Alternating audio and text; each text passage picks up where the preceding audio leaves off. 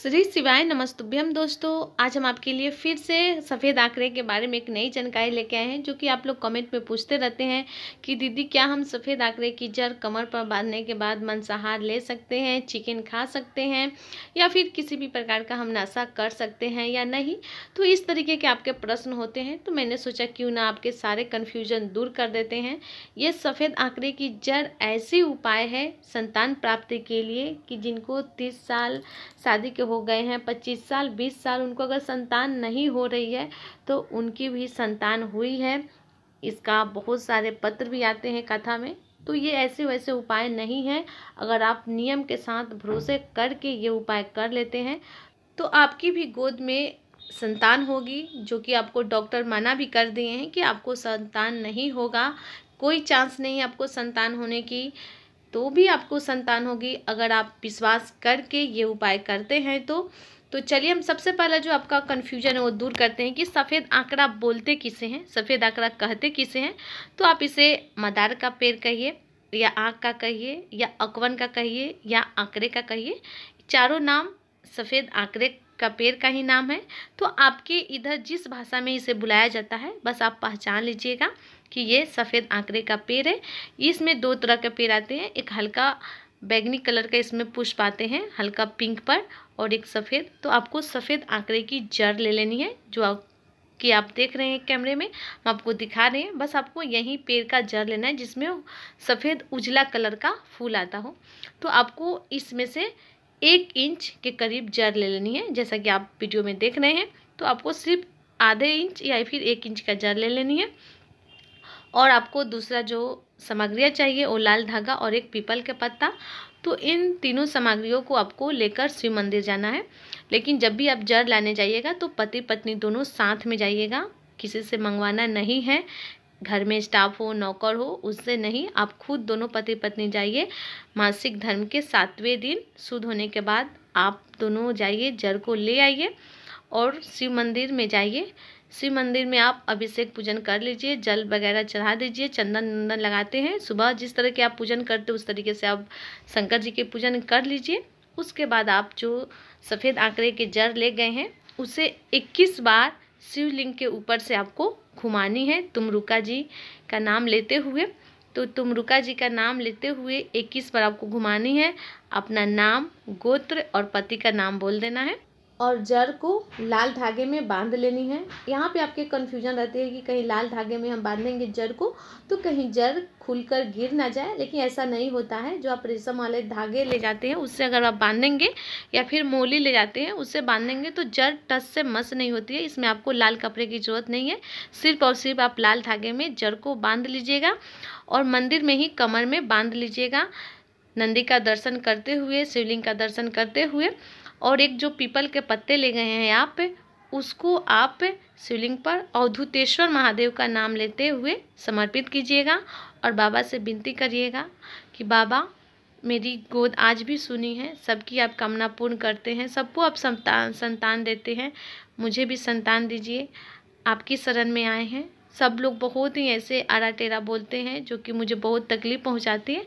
ऐसे बाबा से विनती करनी है संतान प्राप्ति के लिए। उसके बाद आप जो पीपल के पत्ते शिवलिंग के ऊपर समर्पित किए हैं उसे आप झोली फैलाकर, आंचल फैलाकर बाबा से उस पीपल के पत्ते को औषधि के रूप में मांग कर ले आइए। और रात के समय पति पत्नी दोनों को उस गाय को दूध में पीपल के पत्ते को उबाल कर पीनी है।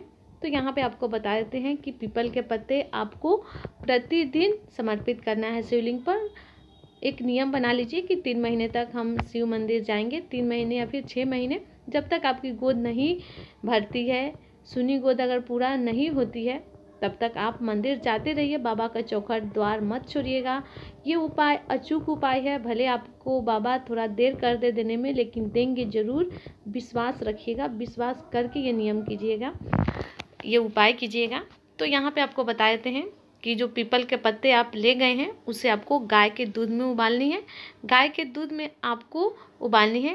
मार्केट वाला गाय के दूध मिलता है उसको नहीं लीजिएगा। देसी शुद्ध गाय का दूध अगर मिल जा रहा है कोशिश कीजिएगा कि आसपास गांव हो उसमें से देसी गाय का दूध ले और पीपल के पत्ते को उसमें उबाले, जैसा कि आप वीडियो में देख रहे हैं हम उबाल रहे हैं।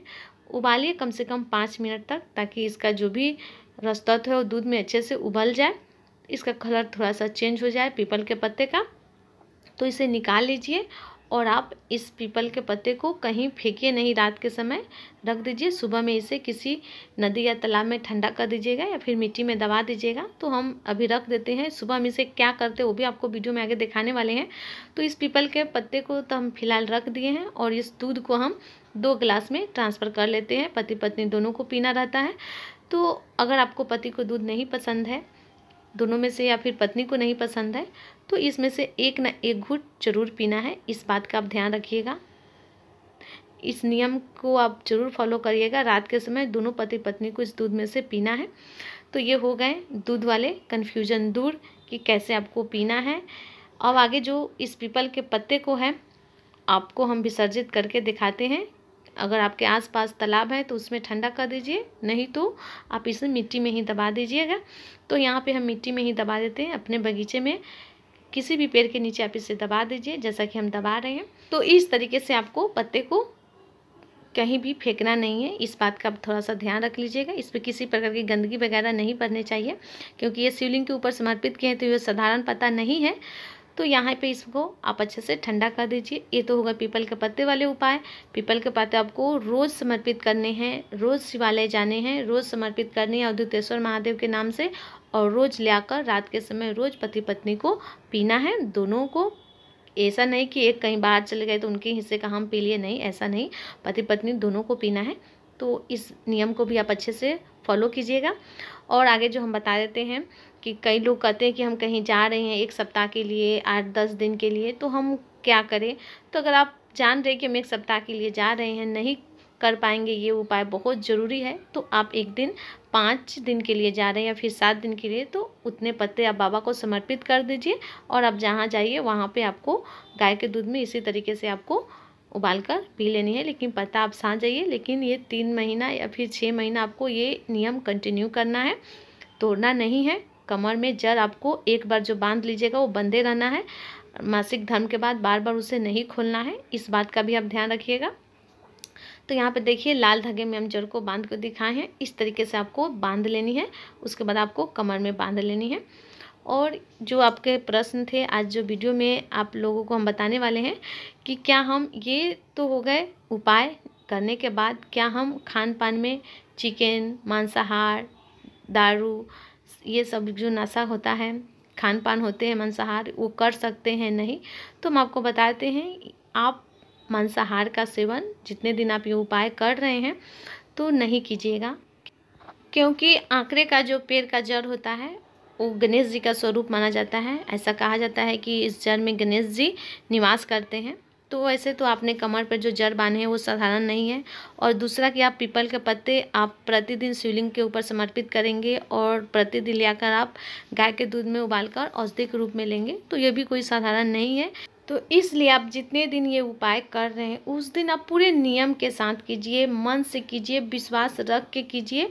कोई नशा नहीं कीजिए। आप दारू वगैरह ले रहे हैं अगर आपके पति, तो आप उनको समझाइए कि आप कुछ दिन तक दारू नहीं लीजिए, पीना छोड़ दीजिए। मांस वगैरह आप लोग ग्रहण कर रहे हैं तो उसे भी आप त्याग दीजिए कुछ दिन के लिए, क्योंकि कुछ पाने के लिए कुछ खोना पड़ता है। तो ये तो उपाय है। दूसरा है आपका भरोसा, विश्वास। अगर आपके विश्वास नहीं है तो ये उपाय आपके ऊपर सफल नहीं होगी।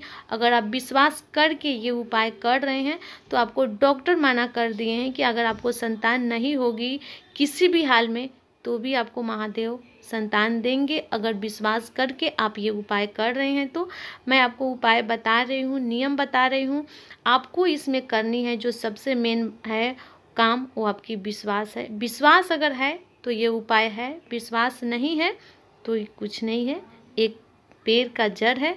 लेकिन अगर आपको विश्वास है तो ये साक्षात गणेश जी हैं, तुमरुका जी, जो महादेव के सबसे परम भक्त हैं, जिनकी दर्शन करने के लिए महादेव भी अपनी आंखें खोलते हैं, ऐसा मेरे तुमरुका जी हैं। उनका हर बात मेरे महादेव मानते हैं। तो इस तरीके से आप विश्वास कीजिए, बाबा आपकी सुनी गोद जरूर भरेंगे, आपके ऊपर जरूर कृपा करेंगे। लेकिन नियम के साथ जो हम आपको बताए हैं इस वीडियो में वो नियम पूरा फॉलो करिए। आपकी भी गर्भ ठहरेगी, आपकी भी गोद में संतान होगी।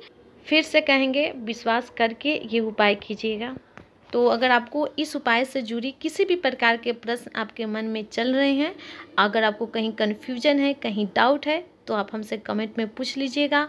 हम आपको पूरा कोशिश करेंगे रिप्लाई देने का, लेकिन गलत तरीके से गलत नाम लेकर आप ये उपाय नहीं कीजिएगा। अगर इससे जुड़ी अगर आपको और भी वीडियो देखनी है तो आप मेरे चैनल पर जाइएगा, बहुत ही सारे एक एक स्टेप सफ़ेद आंकड़े की जड़ वाला वीडियो हम डाले हुए हैं, तो उसे आप देखकर फॉलो कीजिएगा, लेकिन गलत तरीके से बिल्कुल भी नहीं करना है। दोस्तों, अगर वीडियो आपको अच्छी लगती है तो एक मेरे लिए लाइक बटन दबा दीजिएगा, और चैनल पर पहली बार आए हैं तो चैनल को जरूर सब्सक्राइब कीजिएगा, ताकि हम कोई भी ऐसा वीडियो डालें तो आपके मोबाइल पर उसका नोटिफिकेशन सबसे पहले पहुंचे और आप उसका लाभ ले पाएँ। तो आप ऐसे ही अपना प्यार हमें दिखाते रहिए, अपना सपोर्ट हमें देते रहिए, ताकि हम भी आगे बढ़े और आपके लिए अच्छे अच्छे कल्याणकारी वीडियो बनाते रहें। फिर मिलते हैं, तब तक के लिए आप सबको श्री शिवाय नमस्तुभ्यम।